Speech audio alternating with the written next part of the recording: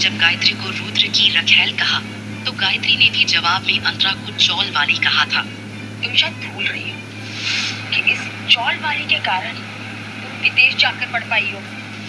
तुम खुद चाहती थी कि मैं अब्रॉड जाके पढ़ूं। इसके लिए मैंने तुम्हारे गले पे कोई छुरा नहीं रखा था और आगे से इस बात का एहसान तुम दोबारा मत जताना, समझी? और रोज तुम्हें छोड़कर मेरे पास आ रहा है, उसकी जिम्मेदार भी तुम खुद हो। इतने सालों में तुम उसे शायद सेटिस्फाई ही नहीं कर पाई हो। ये बात कहकर गायत्री ने अंतरा पर गहरा वार किया था, क्योंकि शादी के बाद अंतरा और रुद्र सिर्फ एक बार एक दूसरे के नजदीक आए थे, वो भी इसलिए क्योंकि रुद्र नशे में था। इस बात को भी 2 साल हो चुके थे। उसके बाद दोनों कभी साथ में सोए भी नहीं थे। जरूर रुद्र ने गायत्री को ये बात बताई होगी, इसीलिए वो जानबूझकर अंतरा की दुखती रग पर हाथ रख रही थी। देखो अंतरा, मैं नहीं तो कोई और, आज नहीं तो कल वो तुम्हें छोड़ ही देता, तो फिर मुझ में क्या बुराई है? मैं और रुद्र मिलके तुम्हारा ख्याल रखेंगे। मुझे तुम दोनों की जरूरत नहीं है, मैं खुद कमाकर अपना ख्याल रख सकती हूँ। लेकिन तुम्हें काम देगा कौन? आता क्या है तुम्हें? यू नो, एक काम तुम कर सकती हो, कॉल गर्ल का। और उसके लिए तो तुम्हें किसी प्रोटेक्शन की जरूरत ही नहीं होगी अब, है ना? रुद्र, रुद्र देखो, अंतरा मुझे मार रही है, रुद्र! उसके चीखने की आवाज सुनकर रुद्र और मधु ऊपर की तरफ दौड़े। तुम्हें मेरे साथ जो भी करना है करो, मेरे बच्चे ने क्या बिगाड़ा है तुम्हें? क्या हुआ तुम्हें? गायत्री की हालत देखकर अंतरा को अब जाकर समझ आया था कि वो जानबूझकर उसे उकसा रही थी और आखिरकार वो गायत्री की जाल में फंस चुकी थी। मुझे पेट में, रुद्र! मारा मुझे, रुद्र! हमारे बच्चे को तो कुछ नहीं हो जाएगा ना? तेरी इतनी हिम्मत, तूने आहूजा खानदान के होने वाले वारिस को नुकसान पहुंचाने की कोशिश की। ये कहते हुए मधु ने अंतरा को 2 थप्पड़ लगा दिए। बहुत दर्द हो रहा है मुझे। हमें इसे हॉस्पिटल लेके जाना होगा, मैं बिल्कुल रिस्क नहीं ले सकता। मैं एम्बुलेंस को कॉल कर। अगर मेरे होने वाले बच्चों को कुछ भी हुआ ना, मैं तुम्हें छोड़ूंगा नहीं। रुद्र, गायत्री को कुछ ही नहीं होगा रुद्र, क्योंकि मैंने उसे हाथ भी नहीं लगाया है। लेकिन तुम्हें मेरी बात पर भरोसा कहाँ होगा? भरोसा करने लायक तुमने कुछ छोड़ा है? हाँ?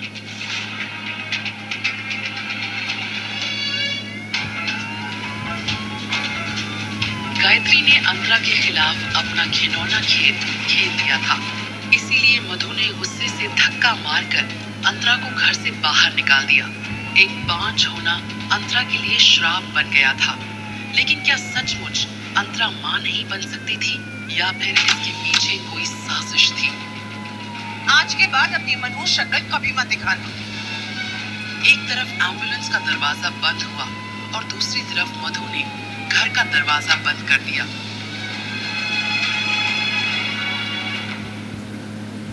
वो धीरे धीरे अपना बिखरा हुआ सामान बटोरने लगी। वैसे तो अंतरा के पास ज्यादा सामान था ही नहीं, थोड़े बहुत कपड़े थे और वो भी पुराने। सिर्फ उसकी माँ की कान की बालियां थी जो उन्होंने मरते वक्त अंतरा के लिए छोड़ी थी। अंतरा की माँ उसके पैदा होते ही गुजर गई थी। अंतरा को उसके दोनों मामाओं ने पाल पोस कर बड़ा किया था। 2 में से एक मामा ने शादी ही नहीं की थी और दूसरे मामा की पत्नी उनके साथ रोज झगड़ा करती थी। और एक दिन वो मामा और अपनी बेटी गायत्री दोनों को छोड़कर चली गई। इतनी तकलीफों के बावजूद भी उसके मामाओं ने कभी उसका साथ नहीं छोड़ा था, इसलिए अंतरा उन दोनों की काफी एहसानमंद थी। क्योंकि अगर वो दोनों नहीं होते तो अंतरा शायद किसी अनाथ आश्रम में पड़ी होती। लेकिन अंतरा के मामाओं की आर्थिक स्थिति ज्यादा मजबूत नहीं थी, इसीलिए जब गायत्री की पढ़ाई और करियर की बात आई तब अंतरा ने खुशी खुशी अपनी पढ़ाई अधूरी छोड़कर काम करना शुरू कर दिया था। अंतरा भले ही 12वीं तक पढ़ी थी, लेकिन उसने और उसके मामाओं ने दिन रात मेहनत करके गायत्री को फॉरेन यूनिवर्सिटी पढ़ने भेजा था। और वापस आने के बाद अंतरा ने ही रुद्र से बात करके गायत्री को रुद्र के अंडर जॉब दिलवाई थी। थैंक यू दीदी। रुद्र गायत्री की अदाओं पर आकर्षित होने लगा था। गायत्री को इस बात का अंदाजा था, लेकिन वो रुद्र की जिंदगी में अंतरा की जगह लेना चाहती थी। अपनी बहन अंतरा की जिंदगी उजाड़ने से पहले उसने एक बार भी उसके बारे में नहीं सोचा। अंतरा अपना सामान लेकर आंसू पोंछते हुए मेन गेट के बाहर आ गई। ऐसी कोई जगह नहीं थी जहां वो इस वक्त जा सकती थी। तभी उसकी दोस्त तन्वी का कॉल आया। हेलो, तो ये बता कि इस वक्त तू है कहाँ? सबके सामने वाले लेन में। ठीक है, तू वहीं रुक, मैं अभी पहुंचती हूँ। वो लोग अपने आप को समझते क्या है? तू चल मेरे साथ पुलिस स्टेशन, अभी उनकी अकल ठिकाने लगाती हूँ। मुझे किसी की कोई कंप्लेन नहीं करनी।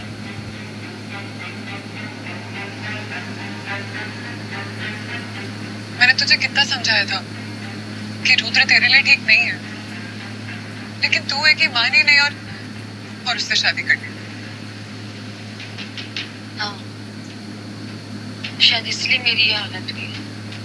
नहीं यार, मेरा वो मतलब नहीं था। मैं जानती हूँ कि तू मेरे लिए गलत नहीं सोच सकती, लेकिन अब मुझे इस बारे में कोई बात नहीं करनी।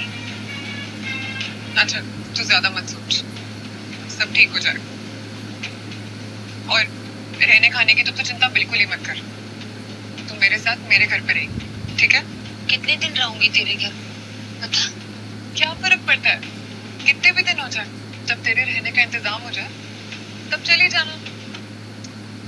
मुझे पता है कि तू मेरी केयर करती है, और तू जो भी कह रही है ना वो दिल से कह रही है, लेकिन मैं तेरे घर नहीं रुक सकती। और तू टेंशन मत ले, मैं देख लूंगी अपना। अच्छा, वो सब बाद में डिस्कस कर। तूने कुछ खाया? नहीं। तो क्या खाएगी बता? मुझे भूख नहीं है।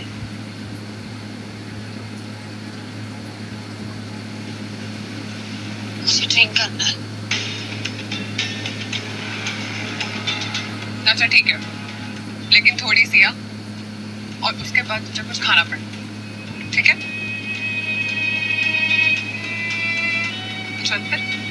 अंतरा और तन्वी जैसे ही एक 5 स्टार होटल के क्लब में घुसे, वहाँ का बारटेंडर उसे देखने लगा। ऐसा लग रहा था जैसे उसे उनके आने की खबर पहले ही मिल चुकी थी। उसने अपने फोन से किसी को फोन किया। तन्वी इस होटल में अक्सर आती जाती थी, इसीलिए वो अंतरा को अपने रेगुलर टेबल पर ले गई। अंतरा ने वाइन की बोतल उठा ली और सीधे उसी से वाइन पीने लगी। यार क्या कर रही है? मैंने तुझे पहले ही बोला था कि तू कम पिएगी। वैसे ही तू ड्रिंक नहीं करती है, इससे तुझे हजम भी नहीं होगी यार। तू छोड़ इसको। मैं ठीक हूँ, आज मुझे पीने थे। उसने ये कह तो दिया था, लेकिन उसकी कत्थई आंखों से फिर से आंसू की धार बहने लगी। कुछ ही देर में अंतरा को नशा चढ़ने लगा। तन्वी के पापा बहुत बड़े बिजनेसमैन थे, इसीलिए उनकी कंपनी के नाम एक स्वीट हमेशा होटल ओशन स्टार में रिजर्व रहता था। बस कर यार, अभी हो गया।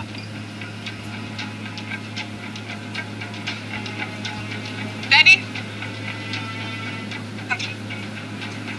इनको रूम नंबर 604 में लेकर जाओ, जल्दी। तो संभाल खुद को यार। तो इसके साथ जा, ये तुझे ऊपर छोड़ देगा। वहाँ पे मेरा वेट करना, ठीक है? मैं भी एटीएम से कैश निकाल के ला रही हूँ, और तेरे लिए एस्पिरिन भी ले आऊंगी। तुझे लगता है हैंगओवर होने वाला है? तो जा आराम से। अंतरा को नशे में बिल्कुल भी होश नहीं था, इसलिए वेटर के सहारे वो क्लब से बाहर स्वीट रूम की तरफ निकल जाती है। तन्वी भी वहाँ से बाहर निकली। वो बारटेंडर तन्वी को बाहर जाते देख रहा था। अंतरा उस रात पूरी तरह से नशे में डूब चुकी थी। उसके कदम लड़खड़ा रहे थे। उसे कभी धुंधला दिखाई दे रहा था तो कभी थोड़ा साफ। वेटर उसे कमरे में छोड़कर चला जाता है। कमरे में बहुत कम रोशनी थी और अब तक अंतरा को फुल ऑन नशा चढ़ चुका था। अंतरा ने जैसे ही उस अंधेरे कमरे में नजर घुमाई तो अचानक से उसे बेड के किनारे पर रुद्र जैसा कोई बैठा दिखाई दिया। उसे लगा कि वो रुद्र ही है। ये देखकर उसके चेहरे पर मुस्कान आ गई। अंतरा धीरे से उसके करीब बढ़ी और फिर धीरे धीरे बात आगे बढ़ने लगी। मुझे पता था कि तुम जरूर आओगे। लेकिन जिसे अंतरा रुद्र समझ रही थी वो दरअसल कोई और आदमी था। तभी अचानक से अंतरा को भी इस बात का एहसास हुआ और उसने तुरंत उस आदमी को खुद से दूर करते हुए पूछा, कौन हो तुम? मेरे कमरे में क्या कर रहे हो? वो अनजान शख्स अंतरा के सामने आया और उसने अंतरा के कानों में कुछ कहा, जिसे सुनकर अंतरा बेहोश हो गई। कौन था वो आदमी? कहीं अंतरा किसी बड़ी मुसीबत में तो नहीं फंस गई? जानने के लिए सुनते रहिए मिस्टर शैडो।